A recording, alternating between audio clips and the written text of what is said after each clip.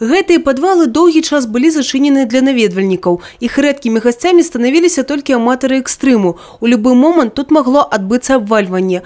Час не пашкадаваў руіны казармы 333-го палка, але цяпер, дзякуючы праекту саюзнай дзяржавы, сітуацыя змянілася. Спецыялісты пастараліся на славу, правялі капрамонт і ўзмацнілі скляпленні. Зараз ідуць работы па усталяванні спецыяльнага асвятлення. Яно будзе змрочным, для таго, каб перадаць рэальную атмасферу падвальных памяшканняў. Ацаніць работы першыя наведвальнікі змогуць ужо напрыканцы снежня.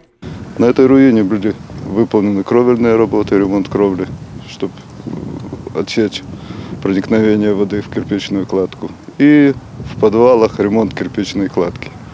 Были сняты своды, которые обрушивались, те, которые сохранялись и не представляли никакой опасности, были укреплены.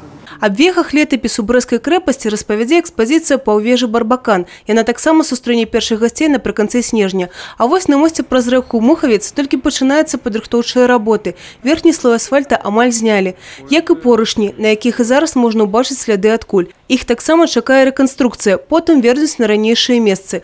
Дырэктар мемарыялу Рыгор Басюк падкрэслівае, назіраць, як увасабляюцца ў жыццё маштабныя доўгачаканыя работы, асабліва прыемна, але яшчэ больш трэба зрабіць. В декабре месяце завершатся работы по ремонту кровли юго-западной казармы, которая вот буквально у меня за спиной находится. Начались работы. Следующий год у нас очень важный в плане работ по консервации руин мемориального комплекса.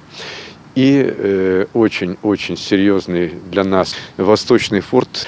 И в 2019 году мы планируем там начать работы по созданию экспозиции обороны Восточного форта. У 2020 годзе распачнуцца работы па рэканструкцыі 5-го форту і вечерняга падсвятлення мемарыялу.